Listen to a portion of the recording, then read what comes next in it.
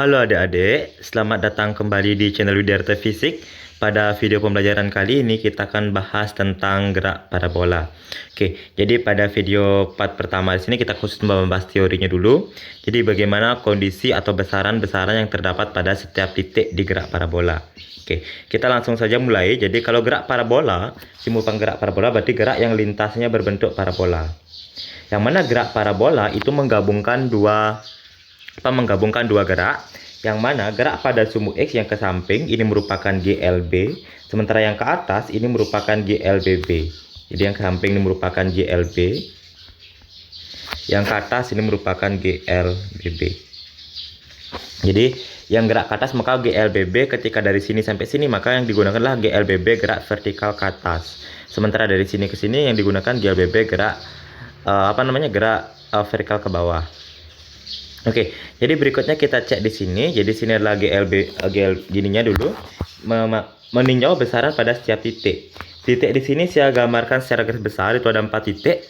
Yang pertama di titik A sini, ini saya anggap titik awal ya. Titik pertama, titik awal, titik 1. Kemudian di titik A sini saya anggap sebagai titik kedua. Nah, titik 2. Kemudian ini titik 3. Nah, ini titik 3-nya. Kemudian ini yang ke titik keempat, titik paling terakhir. Yang mana titik C di sini sama saja posisinya dengan titik A, titik 2 ini. Oke, yang pertama kita akan cek di titik pertama dulu. Titik pertama atau sering disebut sebagai titik awal. Jadi kita cek titik awal. Di titik awal di sini cuma ada nilai V0. V0 ini artinya kecepatan awal. Jadi caranya kita pindahkan dulu V0 di sini, pindahkan ke samping, ada V0x sudah ada, dan pindah ke sini juga ada V0y. Sementara setiap gerak parabola pasti akan ada yang namanya sudut elevasi. Sudut elevasi adalah sudut yang dibentuk oleh lintasan dengan sumbu arah horizontal yang ini. Jadi merupakan sudut elevasi. Di sini saya misalkan alfa. Jadi di sini ada V0. Jadi V0 kita pindahkan ke sini. Jadi cara tarik garisnya dari kepala tanda panah menuju sumbu X-nya. Maka tarik tanda panahnya ini. Nah, maka inilah nilai V0X. Jadi nilai V0X. Nilai V0X letaknya bersentuh langsung dengan sudut. Kalau bersentuh langsung namanya cos. Jadi kalau yang belum ngerti kita bisa lihat dari segitiga trigonometri. Mungkin segitiga trigonometri kalian ingat, di sini ada segitiga, di sini ada sudut theta gitu misalnya. Berarti ini seberang sudut. Kalau seberang sudut namanya adalah depan. Sementara ini bersentuh langsung dengan sudut namanya adalah samping. Dan ini adalah miring sudut, berarti adalah miring. Jadi kalau diminta sin, jadi kalau sin itu rumusnya adalah demi depan dibagi dengan miring. Depan dibagi dengan miring. Kalau diminta cos berarti rumusnya samping dibagi dengan miring. Jadi silahkan disesuaikan nanti. Kalau samping sudut berarti dia samping cos. Kalau dia bersentuh langsung dengan sudut berarti dia punya cosnya. Oke, kita lihat di sini titik V0x dia bersentuh langsung dengan sudut alfa. Dengan demikian maka ini disebut sebagai cos. Jadi V0x nilainya sama saja dengan V0x sama dengan V0 cos alfa. Kalau V0y berarti di sini, kalau di sini cos, di sini pasti sin. Yang belum ngerti caranya, kita lihat sudut berseberangan sama. Di sini di alfa, maka di sini juga alfa. Ditarik ke samping. Nah, ini alfa juga. Jadi dengan demikian sumbu y ini letaknya di depan sudut. Jadi kalau di depan punyanya sin. Dengan demikian nilai V0x, V0y sama dengan V0 sin alfa. Oke, itu merupakan titik 1 atau titik awal. Terus berikutnya ketika di titik 2, jadi kita cek lagi di titik 2. Di titik 2 itu adalah titik ketika benda bergerak sudah sekian waktu T detik. Jadi sudah bergerak T detik, titik 2. Jadi di titik 2 ada tambahan, ada komponen karena dia sudah bergerak. Jadi selain ada nilai VAX dan VAY, ada juga nilai X. Jadi X itu berapa jarak yang ditempuh dari awal bergerak terhadap jarak mendatarnya, dan berapa jarak vertikal yang ditempuh dari awal. Nah, nih. Jadi di titik 2 yang pertama kita nilai VAX nya dulu. VAX atau VX gitu. Yang mana pada arah ke samping tadi dikatakan sebagai GLB. Kita ingat ciri khas dari GLB itu adalah kecepatan konstan. Maka nilai VAX itu akan sama besar nilai dengan V0X. Jadi VAX sama dengan, atau Vx sama dengan V0X sama dengan V0 cos alfa ya. Jadi nilai sama. Sementara nilai VY-nya, VY ingat ini merupakan GLBB gerak vertikal ke atas. Dengan demikian maka nilai VY kita bisa ganti. GLBB gerak vertikal ke atas, nilai VY atau VT sama dengan V0 gitu kan. V0 sin alfa, V0Y min GT kan gitu harusnya. Harusnya V0Y min GT. Kita tulis dulu V0Y dikurang dengan GT. Nah, tapi kita di sini mengingat bahwa V0Y itu rumusnya adalah V0 sin alfa. Dengan demikian yang pada sumbu Y boleh kita ganti rumusnya adalah V0 sin alfa min GT. Ini rumus VY. Ingat selain ini juga ada yang namanya X. Jadi X ini jarak ke sampingnya. Jadi S jarak ke samping sama dengan X. Ingat pada X ini merupakan jarak ke samping, geraknya adalah GLB. Rumus F pada GLB itu adalah V kali T. Jadi V kali T. V apa? V0X atau V0 cos alfa dikali dengan T. Nah, ini kalau di titik 2. Terus selain S, ingat di titik 2 juga ada ketinggian. Nah, jadi juga ada ketinggian Y, jarak yang ditempuh. Jadi ketinggian yang ditempuh yang ini nilai Y-nya ini. Nah, jadi di sini Y itu sama artinya dengan H gitu kan. Yang mana pada GLBB gerak vertikal ke atas rumusnya adalah V0 kali T min setengah GT kuadrat kan gitu kan. Nah, berarti boleh kita ganti sini. Jadi Y boleh sama dengan V0-nya karena dia pada sumbu Y, maka kita ganti sini dengan V0Y. Jadi V0Y habis itu dikali sin. V0Y itu kan merupakan V0 sin alfa ya. Kita langsung aja ganti V0Y, V0Y itu V0 sin alfa, T-nya tetap T min setengah GT kuadrat. Nah, jadi tetap nih V0Y ganti dengan V0 sin alfa kali T min setengah GT kuadrat. Nah, inilah nilainya berapa jarak yang ditempuh, berapa ketinggian yang ditempuh setelah bergerak sekian detik. Nah, terus kita cek juga selain ada titik A, jadi di sini ada dia nyampe di titik tertinggi. Nah, jadi nyampe di titik tertinggi namanya adalah di titik yang di yang ketiga sini.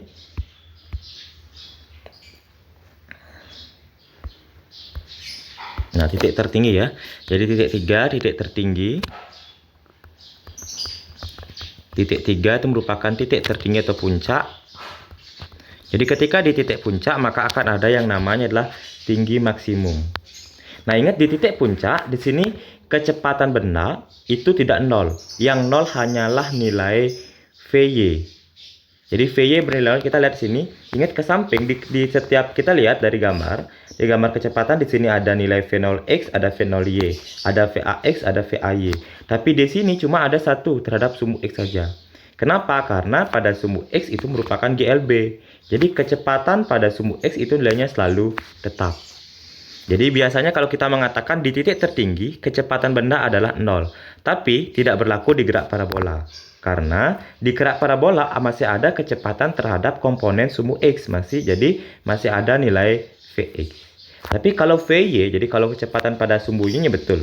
Jadi Vy-nya betul bernilai sama dengan 0, tetapi tidak dengan Vx. Jadi sini ada nilai kecepatan terhadap sumbu X. Jadi nilai kecepatan di titik tertinggi, di nilai maksimum sama dengan nilai Vx. Berarti sama dengan nilai V0 cos alfa. Nah, yang mana di titik maksimum kita bisa mendapatkan nilai H tinggi maksimum, Hmax. Yang mana rumusnya Hmax sama dengan V0 kuadrat sin kuadrat theta atau alfa dibagi dengan 2G. Nah, kalau di sini saya ngafalnya biasanya Hmax ini satu hari sama dengan tuh ketika V0 kuadrat ini Vovo, sin kuadrat alfa berarti sinting per ini terhadap 2 gorila. Jadi biar gampang, Jadi untuk ingatin rumus ketinggian maksimum hari ketika Vovo sinting-sinting terhadap 2 gorila.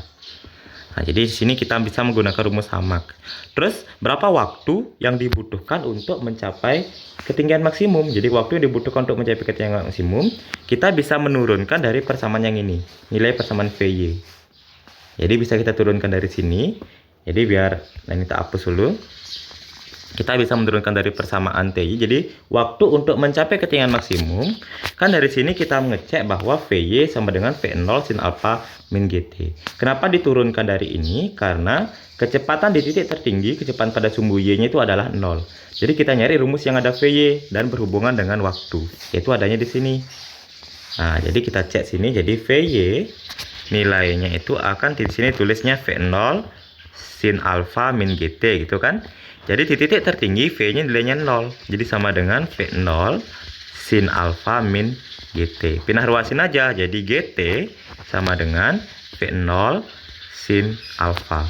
Dengan demikian maka nilai T sama dengan V0 sin alfa dibagi dengan G. Jadi waktu yang dibutuhkan untuk mencapai ketinggian maksimum. Jadi sini TH max saya tulis sini ya. Bisa tulis di bawah ini. Jadi TH max waktu untuk mencapai ketinggian maksimum itu sama aja hasilnya dengan V0 sin alfa dibagi dengan G. Terus kalau tadi kita berbicara nilai Vx sudah kita sebutkan tadi. Yang mana nilai Vy-nya nilainya 0, kalau dia Vx sama dengan V0 cos alfa karena dia sama tetap. Terus berikutnya Hy Hmax sudah ada, waktu untuk mencapai titik tertinggi sudah ada. Berikutnya yang belum ada itu bagaimana nilai X. Jadi jarak yang ditempuh, jadi jarak kemendatan yang ditempuh. Jadi XY max di sini sudah dituliskan XY max. Yang mana nilai XY max ini sama saja artinya dengan setengah dari X maksimum. Jadi kita tulis di sini nilai XY max itu sama aja artinya dengan setengah dari X maksimum. Jadi sama dengan setengah dari X maksimum. Nah, berapa nilai X maksimum itu kita bahas nanti di titik D. Nah, sekarang dari titik awal, titik 1 udah, titik 2 udah, titik 3 udah, sekarang kita masuk ke titik D, ke titik 4. Oke, ini kita hapus yang ini.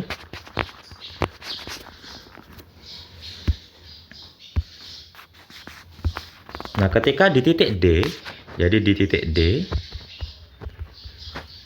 D atau titik 4 ya, merupakan titik terjauh. Kalau titik 3 itu titik puncak, ini berarti yang di sini adalah titik terjauh.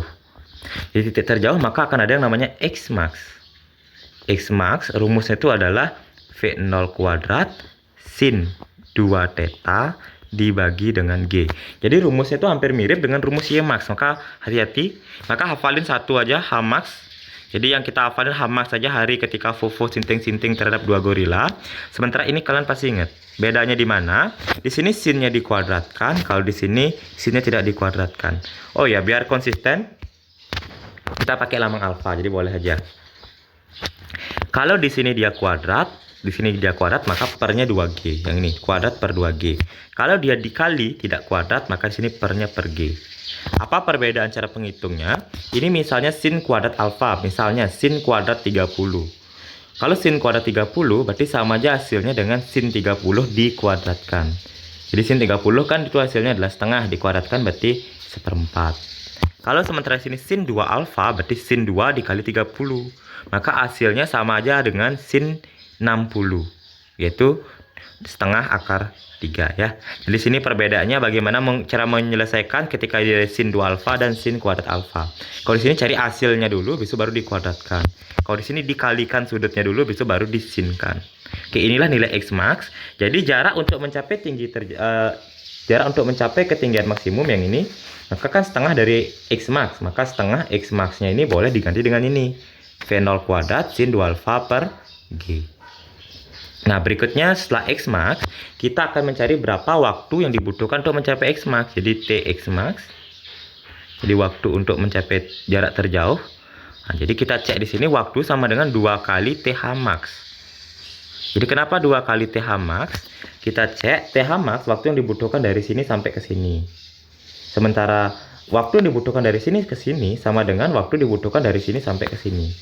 Jadi bisa dituliskan bahwa waktu total ini sama dengan waktu ini ditambah dengan waktu ini.